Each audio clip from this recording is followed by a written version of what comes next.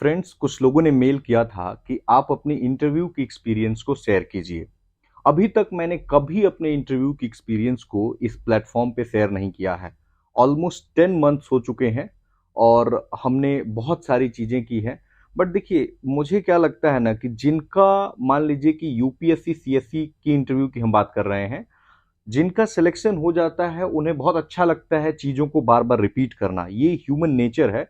But those who are not getting finally selected ना, तो उन चीज़ों से उतना मन नहीं करता है कि उन चीज़ों को शेयर करें। जैसे मैं सीएपीएफ में सेलेक्ट हुआ, तो उस इंटरव्यू को याद करके अच्छा लगता है, बट जहाँ पे अब सिलेक्शन नहीं होता है ना, तो वहाँ पे आप थोड़ा-सा एक ह्यूमन नेचर होता है कि आप बचना चाहते हैं।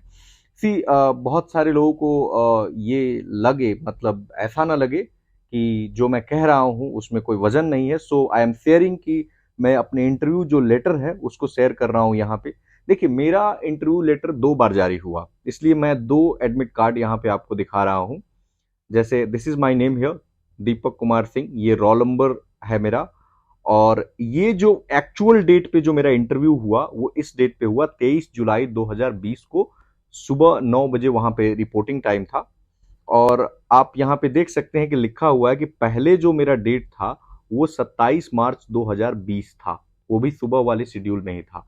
बट क्या हुआ ना कि आपको पता है कि 24 मार्च से मोदी जी ने पूरे देश में लॉकडाउन लगाया था कोविड की पैंडेमिक के कारण। तो ये पहला एडमिट कार्ड था जिसमें आप देख सकते हैं 27 मार्च डेट लिखा हुआ है, the same name and the roll number is here and this is my photographs. मुझे लगता है कि एनीवेज, समय आने पे हम लोग लाइव सेशंस करेंगे। बट इन चीज़ों पे मैं बात करूंगा बेसिकली, और पूरी लर्निंग्स में बताऊंगा कि क्या क्या क्वेश्चंस पूछे गए and what were my responses. कुछ क्वेश्चंस में हम बात करेंगे ब्रीफली कि थोड़ा सा एक्साइटमेंट कैसे होता है, फिर इंटरव्यू की पहले वाली रात का एक्सपीरियंस कैसे होता है। अभी यूपीएससी का इंटरव्यू है, बीपीएससी का इंटरव्यू होने वाला है, यूपी का भी इंटरव्यू होगा।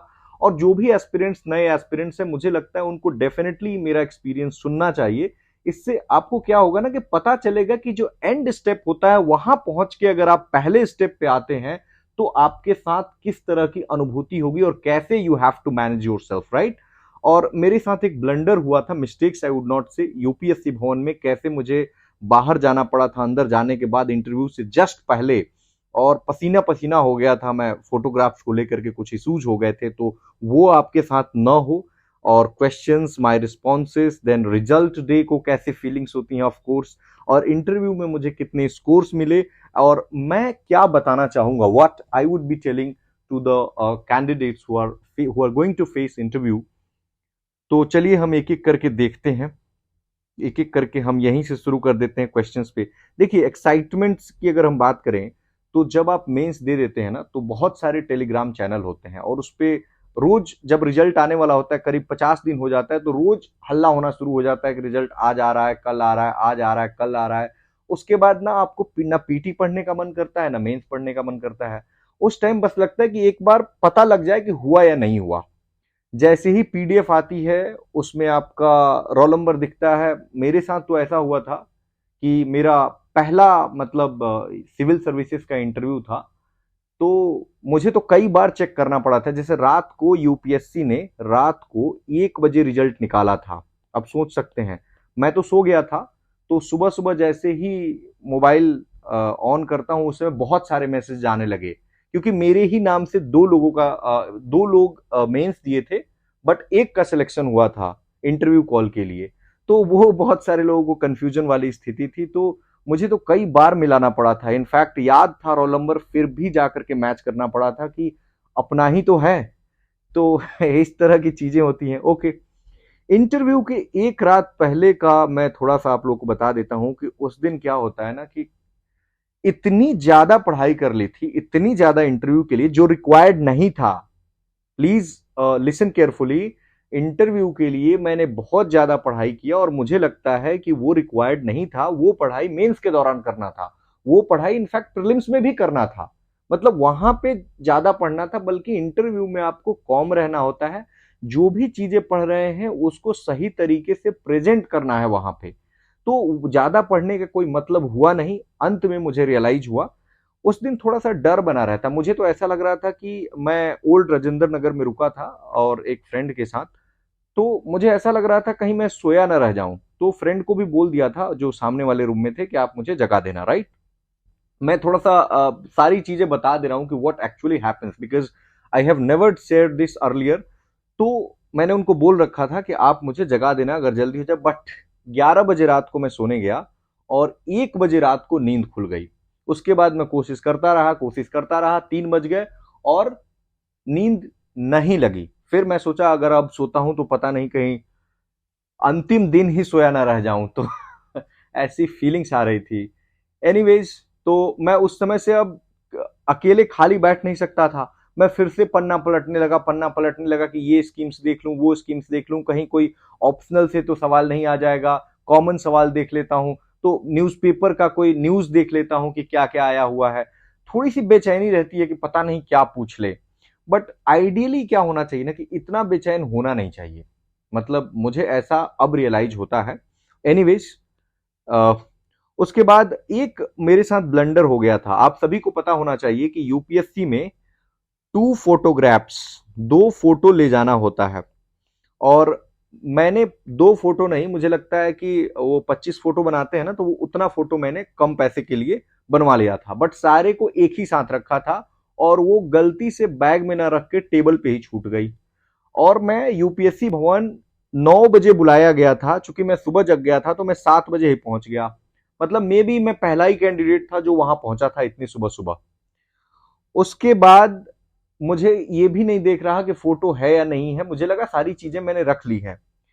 अंदर जब आप एक एक करके ना लोगों की एंट्री होती है, जो मेन गेट होता है, तो वहां से एक एक करके एंट्री होगी और आपको मास्क एक दिया जाएगा, फिर आपको सैनिटाइजर यूपीएससी खुद देता है, सैनिटाइजर मिलेगा, एक आप सभी को एक एक पर्सनल सैनिटाइजर मिलता है, फेस शील्ड मिलता है सबको और ग्लव्स भी पहना देते हैं। तो इतनी सारी चीजें यूपीएससी आपको पूरा तरह, आप कोट पैंट में है, जुलाई का महीना पूरा अंदर पसीने से लथपथ हो रहे हैं और ये सारी चीजें लग रहा है कि वनमानुष बना दिया, ऐसे बना देते हैं। ओके, एनीवेज, तो ये फोटोग्राफ से रिलेटेड क्या हुआ कि मेरा इंटरव्यू जो था वो आर एन चौबे सर के बोर्ड में था और मैं दूसरा कैंडिडेट था सुबह वाली शिफ्ट में। यानी मेरे से पहले एक कैंडिडेट का इंटरव्यू था और वो कैंडिडेट को भेज दिया गया था। अब बारी मेरी थी और वहां पे बहुत सारे ना सुबह सुबह डॉक्यूमेंट्स चेक होते हैं। तो उन्होंने, मैम ने कहा कि आप फोटोग्राफ्स दीजिए, तो मैं चेक करने लगा, मेरे पास फोटोग्राफ्स ही नहीं है। तो मैंने कहा मैम मैं इंटरव्यू के बाद फोटोग्राफ्स दे देता हूं, तो उन्होंने कहा कि नहीं, इंटरव्यू के बाद अलाउड नहीं होगा, फोटोग्राफ्स की जरूरत होती है। मुझे ऐसा पता लगा कि जो मार्क्स चढ़ाई जाती है यूपीएससी में जब आपका इंटरव्यू होता है, तो उसी फोटो के पीछे जो चेयरमैन होते हैं या चेयरपर्सन होती हैं, तो वो मार्क्स को चढ़ा देते हैं। तो यही कारण है कि वो फोटोग्राफ्स आपको देना ही पड़ेगा पहले। मैं कहा कि एक काम कीजिए, आप मेरा इंटरव्यू 3 या 4 पे कर दीजिए, तब तक मैं खान मार्केट जाकर के और फोटोग्राफ्स लेकर के आ जाता हूं।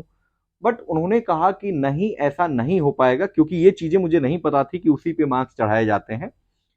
तो और ये भी चीजें उन्होंने कहा कि ऐसा नहीं कर सकते, क्योंकि उन्होंने एक प्रिंट दिखाया जिसमें कि सीरियल नंबर ऑलरेडी चढ़ा हुआ था और ये उनके हाथ में नहीं था कि वो सीरियल नंबर को चेंज करें। अब मेरे सामने बहुत बड़ी दुविधा थी कि करें तो क्या करें। एक तरफ वो चेंज कर नहीं रही है सीरियल और दूसरी तरफ नेक्स्ट कैंडिडेट है, और मुझे लगा अगर मैं फोटो खिंचाने इतनी सुबह सुबह, 10:30 बज रहे होंगे, मुझे लग रहा है 10:15 हो रहे होंगे करीब, इतनी सुबह सुबह खान मार्केट में दुकान खुली होगी नहीं खुली होगी, मैं जाऊं जब तक फोटो खिंचवा के आऊं, तो वो बोली वो लोग वेट करेंगे आपका। तो मैं उनसे कहा कि तो फिर इंप्रेशन तो बहुत गंदा जाएगा कि आज इंटरव्यू है और आप कितने केयरलेस आदमी हैं कि आपके पास फोटोग्राफ अब खिंचवाने जा रहे हैं। मतलब मेंस का रिजल्ट आए हुए करीब करीब जनवरी में आया था, यानी 7-8 महीना हो गया है, इतना टाइम नहीं मिला। अब मुझे बहुत प्रेशर में फील करने लगा, मुझे लगा कि शायद अब सब कुछ गड़बड़ हो जाएगा। तो यूपीएससी एक चीज किया, बहुत ही कोऑपरेटिव है, उसने कहा कि हम अपने एक आदमी को भेज रहे हैं, आप इनके साथ जाइए। तो हमने उनके साथ ऑटो किए, आपको दुकान दिखा देंगे, इतना कोऑपरेट उन्होंने किया। तो उनके साथ मैं बाहर खान मार्केट में गया ऑटो करके और फिर हम लोग जल्दी जल्दी करके यहाँ पे आए। थैंकफुली जैसे ही मैं पहुंचा वैसे ही उधर से कॉल आया कि सेकंड कैंडिडेट को ले जाना है, तो और भी कुछ कागजी कार्यवाही करनी थी। तो उन्होंने कहा ठीक है, इसको हम बाद में कर लेंगे, इंटरव्यू दे करके एक बार इधर आ जाना। नॉर्मली प्रोसेस ये है कि अगर आप इंटरव्यू देते हैं तो फिर उस बिल्डिंग में आपको नहीं आना होता है, दूसरे रास्ते से आपको बाहर निकलना होता है। लेकिन मैंने इंटरव्यू देने के बाद उन्होंने चूंकि बोला था, तो मैंने कहा कि मेरी कागजी कार्यवाही कुछ बची हुई है, तो उन्होंने आने दिया। ठीक है, मतलब ये थोड़ा सा शेयर करना जरूरी है, क्योंकि कुछ कैंडिडेट्स के साथ होता होगा ये, मेरे साथ जो हुआ, बट बहुत लोगों को पता नहीं चलता होगा। अब देखिए, देखने में तो लगेगा कि हाँ चीजें सब कुछ सही पे हो गई, बट इतना पसीने से लथपथ हो गया और जाके मुंह पे पानी मारा, फिर तुरंत ही इंटर कर गया। मतलब टाइम ही नहीं मिला कि थोड़ा सा कॉम रहे, 5 मिनट के लिए एकदम से दिमाग को ठंडा किया जाए, क्योंकि बहुत लग रहा था जल्दी करो, जल्दी भैया फोटो बना दो, फोटो बना दो, इस तरह की हालत हो गई थी। ये नहीं करना है। Okay, come to the questions. हम लोग थोड़ा क्वेश्चंस देख लेते हैं कि एक्चुअल में जिन कैंडिडेट जो लोग इंटरव्यू देते हैं तो यूपीएससी कैसा क्वेश्चन पूछता है, बेसिकली हम लोग जानेंगे। मैंने आपको बता दिया कि जो हमारा बोर्ड था वो RN चौबे, राजीव नयन चौबे सर का बोर्ड था, और ये यूपीएससी में लेटेस्ट मेंबर थे उस समय, आखिरी मेंबर यही थे, जो सबसे मतलब लेटेस्ट मेंबर आप कह सकते हैं जो यूपीएससी में इंडक्ट हुए थे। ओके, मैं एंट्री किया एक रूम में, जो वहां पे प्यून होते हैं, तो उन्होंने दरवाजा को हल्का सा खोल दिया और उसके बाद उन्होंने कहा कि अब आप एंट्री ले सकते हैं। ठीक है, तो बड़ा सा हॉल था, बड़ा सा हॉल था, और उसमें सोशल डिस्टेंसिंग के साथ वो लोग बैठे थे। उसके बाद उसमें चेयरमैन सर ऐसे बैठे थे यहाँ पे, और एक मेंबर यहाँ, एक मेंबर यहाँ, एक मेंबर यहाँ, और एक मेंबर यहाँ। इस तरह की इनकी सीट, और इस तरह का टेबल था, इस तरह का। और कैंडिडेट को बिठा दिया, मुझे लगता है यहाँ। आप समझ सकते हैं, थोड़ा सा एग्जेजरेशन है, बट बहुत ही दूर ये चेयरमैन यहाँ पे हैं और कैंडिडेट यहाँ बैठा, और यहाँ से मुझे, सॉरी ये पीछे चला गया, यहां से मुझे एंट्री, सॉरी यहां से एंट्री करना था। तो यहां से एंट्री करके यहां मैं मे आई कम इन सर बोला, उन्होंने बोला यस कम इन, मैंने थैंक्स बोला। फिर उन्होंने मैंने सबको गुड मॉर्निंग किया, और सबसे पहले चेयरमैन, सबसे पहले क्या, सब चेयरमैन सर को किया और उसके बाद सभी को एक साथ कर दिया। ये भी कंफ्यूजन बहुत सारे लोगों को होता है। अब मेरे पैनल में ना कोई भी लेडी मेंबर नहीं थी, कोई भी लेडी मेंबर मेरे पैनल में नहीं थी, हालांकि बहुत सारे क्वेश्चंस वुमेन एम्पावरमेंट पे पूछे गए थे। तो यहां पे बिठा दिया गया। उसके बाद उन्होंने कहा कि टेक योर सीट, फिर मैं बैठा, थैंक्स बोला उनको। उसके बाद चेयरमैन सर ने शुरुआत किया, एंड ही, मेरा इंटरव्यू इंग्लिश में चला था, क्योंकि मीडियम यूपीएससी पूछता है कि आप किस भाषा में, जब आप डैफ भरते हैं उसी समय, वहां पे नहीं पूछते हैं। तो हम इंटरव्यू को शुरू करते हैं कि कैसे हुआ। बेसिकली कुछ क्वेश्चंस हो सकते हैं जो मुझे याद नहीं आ रहे हो, जो मेरी मेमोरी में थे, मैंने उसके बेसिस पे ही यहां बनाया है। चेयरमैन सर ने कहा कि एक ब्रीफ इंट्रोडक्शन देंगे, और उसमें आप एजुकेशनल बैकग्राउंड, और अगर आप कोई जॉब कर रहे हैं तो आप उसके बारे में हमें बताइए। तो मैंने कहा कि सर, मतलब अपना जो भी ब्रीफ इंट्रोडक्शन था उसको दे दिया, अपना नाम इंक्लूड किया, मैं कहाँ से बिलोंग करता हूँ, और मेरी एजुकेशनल क्वालिफिकेशन क्या है, और जॉब के बारे में मैंने उनको बताया कि सर मेरी सीएपीएफ में एसी के रूप में सिलेक्शन हुई है, और मुझे सीआरपीएफ एलोकेट हुआ है, बट अभी मेरी ज्वाइनिंग लेटर उस समय तक नहीं आई थी। तो मैंने ये बात उनको बता दी। तो उन्होंने मुस्कुराते हुए हिंदी में कहा कि मतलब दोनों हाथों में लड्डू है। तो मैंने भी एक छोटा सा स्माइल दे दिया। ओके, उसके बाद मुझे लगा जैसे नॉर्मली मैंने ना 11 मॉक इंटरव्यूज दिए थे, तो जो चेयरमैन सर ने सवाल पूछा वो किसी भी मॉक इंटरव्यू में मुझसे नहीं पूछा गया था, क्योंकि मेरी बैकग्राउंड कहीं भी साइंस या साइंस एंड टेक इस तरह की नहीं थी, या ना ही मैंने इस तरह का कुछ काम किया था। नॉर्मली मेरे से GS3 टाइप का मैं प्रिपेयर नहीं करके गया था, बट इंटरव्यू में कुछ भी हो सकता है, सरप्राइजेस मिल सकती हैं। थोड़ा सा मेरे लिए सरप्राइजिंग था, क्योंकि नॉर्मली जैसे ही मैं किसी भी मॉक में बोलता था कि CAPF में या फिर इलेक्शन वगैरह पे मैंने कुछ काम किया था, तो इलेक्शन से रिलेटेड सवाल बनते थे, तो वहां से ही शुरुआत होता था, या पॉलिटिकल साइंस मेरा बैकग्राउंड था तो वहां से शुरुआत होता था।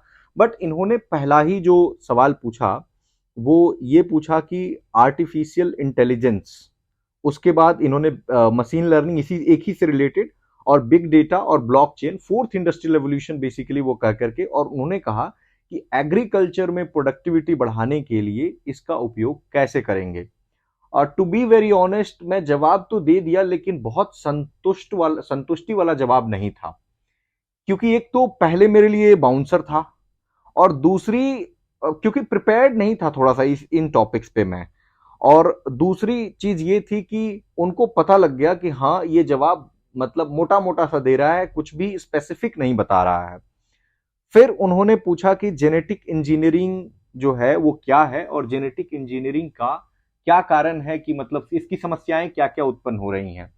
अब मैं किसी भी तरह सोच रहा था कि जैसे एक मार्केट में ना एक बातें होती हैं कि चेयरमैन सर ने जो सवाल पूछा है या चेयरपर्सन मैम ने, वो बहुत इंपॉर्टेंट होता है।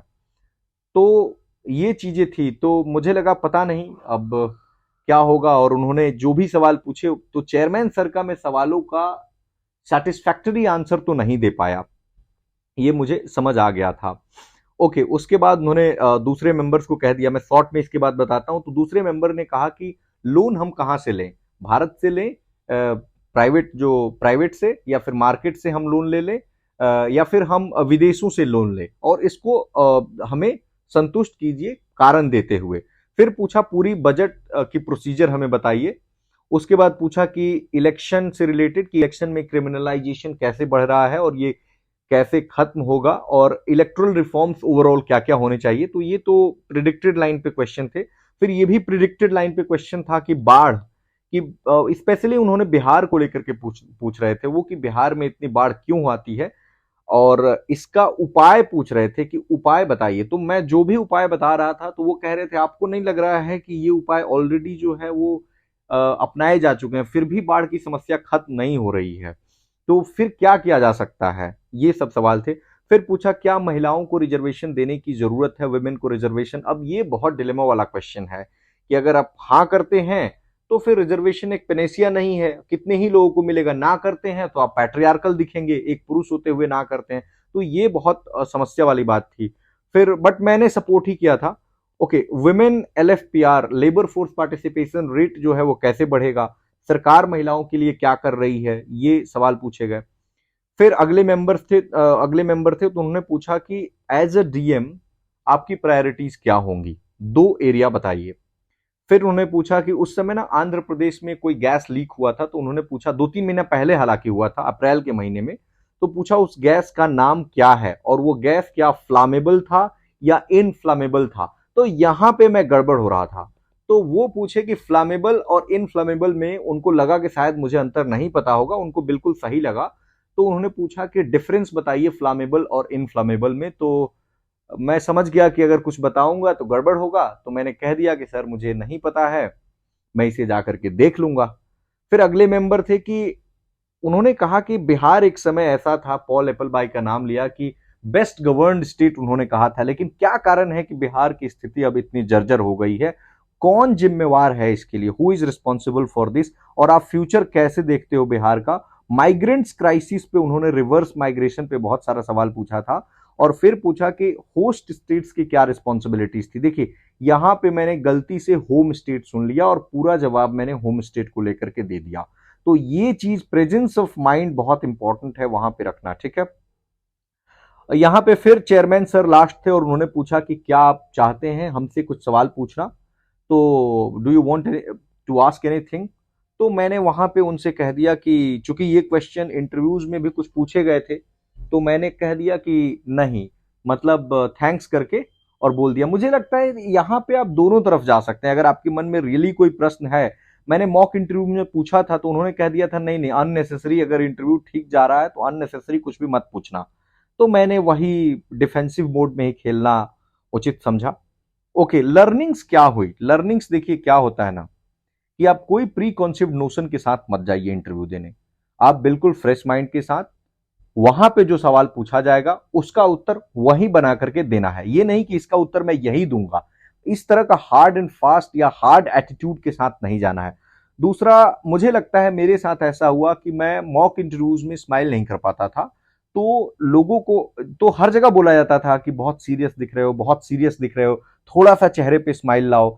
और मुझे लगता है कि एक्चुअल इंटरव्यू में मैं ऐसा प्रेजेंट हुआ जैसे लग रहा होगा कि ये क्यों ही आर्टिफिशियली स्माइल कर रहा है। एक तो देश में वैसे ही कोविड चल रहा था, गैस लीक हुआ था, माइग्रेंट्स का क्राइसिस था, और मतलब फनी नहीं है बट मुझे लगता है ना, मुझे बहुत दुख होता है इस बात का कि आर्टिफिशियल स्माइल नहीं होना चाहिए, चाहे कोचिंग वाला कोई भी बने। आप बी योरसेल्फ, आपकी जैसे पर्सनालिटी है, आप उनको अगर नेचुरल दिखेंगे तो बिल्कुल आपको अच्छे मार्क्स मिलेंगे। और यही कारण था कि इसके ठीक 15 दिन के 15 7 22 दिन के बाद करीब मेरा यूपी पीसीएस में इंटरव्यू था और मैं बिल्कुल स्माइल नहीं किया और वहां पे मुझे one of the highest score मिले थे। तो ये नहीं करना है। ओके, बैलेंस्ड ओपिनियन देना है, बट इसके साथ आपको स्टैंड जरूर लेना है। बैलेंस्ड ओपिनियन, जैसे मेंस में आप आंसर लिखते हैं ना, जैसे पूछा जाए आपको कि रिजर्वेशन होना चाहिए या नहीं होना चाहिए, तो ये नहीं कह सकते कि आप रिजर्वेशन नहीं होना चाहिए या रिजर्वेशन होना ही चाहिए, बट अल्टीमेटली आप एक स्टैंड जरूर लेंगे कि सर मुझे लगता है अंत में कि इसके क्राइटेरियाज में ये बदलाव जरूर होने चाहिए। सुप्रीम कोर्ट ने भी ऐसा कहा है। अच्छा, एक चीज और, आप कभी भी वहां पे किसी कमेटी का रिकमेंडेशन नहीं कोट करेंगे। इंटरव्यू आपका अपना होने जा रहा है। हाँ, कमेटी के रिकमेंडेशन का हेल्प लेकर के आप वही बातें कह सकते हैं कि सर मुझे ऐसा लगता है, बट ये मत कहिए कि सरकारिया कमीशन ने ऐसा कहा है। जैसे आप मेंस में लिखते हैं, वो तुरंत टोक देंगे कि सरकारिया कमीशन का ओपिनियन हमें पता है, आप अपना ओपिनियन बताइए।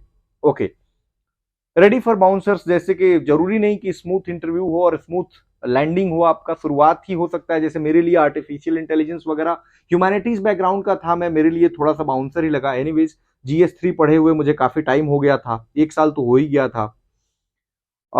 थ्योरीज नहीं पढ़ के जाएंगे ऑप्शनल का। मुझे लगता है कि मेरे ऑप्शनल से तो वही इलेक्ट्रल रिफॉर्म्स इसलिए पूछा क्योंकि मैंने डैफ में मेंशन किया था इलेक्शन से रिलेटेड। बाकी ऑप्शनल से, जैसे मैं political science and international relation का स्टूडेंट था, ऑप्शनल भी यही था, तो कोई भी सवाल मुझसे IR का नहीं पूछा गया और मैं कॉपी भर रखा था, रोज IR प्रिपेयर करता था। उस समय इतनी ज्यादा IR में मैटर चलते थे, नेपाल के साथ काला पानी, लिम्पिया अधूरा, लिपू लेक, चाइना के साथ गलवान का मैटर चल रहा था, बहुत ज्यादा ये था। ट्रंप उधर अपना अलग तबाही मचाए हुए थे। तो मुझे लगता है ना कि इंटरव्यू के लिए GS2 3 4 का बहुत ज्यादा, GS4 के कीवर्ड्स को जरूर देख लीजिए कि सिविल सर्वेंट्स के फाउंडेशनल वैल्यूज क्या क्या होते हैं सिविल सर्विसेज के। 3 में आप जरूर देख लीजिए कुछ डिजास्टर वाला सेक्शन, इकोनॉमी का सेक्शन, और 2 में कॉन्स्टिट्यूशन और IR देख लीजिए। 1 ज्यादा इंपॉर्टेंट नहीं है मेरे अनुसार, और ऑप्शनल भी बहुत ज्यादा इंपॉर्टेंट नहीं होता है। थोड़ा बहुत ऑप्शनल का जो प्रैक्टिकल नॉलेज होता है ना, वो आप देख लेंगे।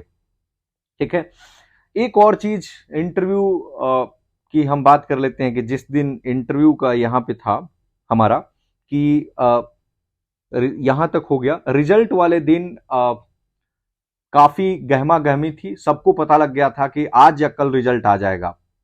रिजल्ट आया, हम लोग 3 लोगों का रिजल्ट चेक करना था। एक एक करके रिजल्ट सुबह 10 बजे ही आ गया, नॉर्मली नहीं आता है सुबह 10 बजे। एक एक करके रोल नंबर तीनों का चेक किया, तीनों का नहीं मिला। वो किसी टेलीग्राम चैनल पे आया था, हमने डिक्लेयर कर दिया कि ये रिजल्ट फेक है, और हम UPSC की वेबसाइट पे गए, वहां पे हमने देखा, लेकिन रिजल्ट आ चुका था। अब धक धक धक धक धक धक धक धक होने लगा, और उसके बाद चेक किया, फिर से एक बार चेक किया, एक बार रोल नंबर डाला, एक बार नेम डाला, नॉट फाउंड। कुछ कर नहीं सकते हैं आप, ये कहना पड़ता है खुद को कि this is part and parcel of life, और आप आगे बढ़ते हैं। इंटरव्यू का मेरा स्कोर 165 था out of 275, which is an average score, not too high not too low, और लर्निंग्स मैंने आपको बता दी है। धन्यवाद। इफ यू फील कि आपको किसी हेल्प की जरूरत है, you can comment me in the comment section. Thank you very much.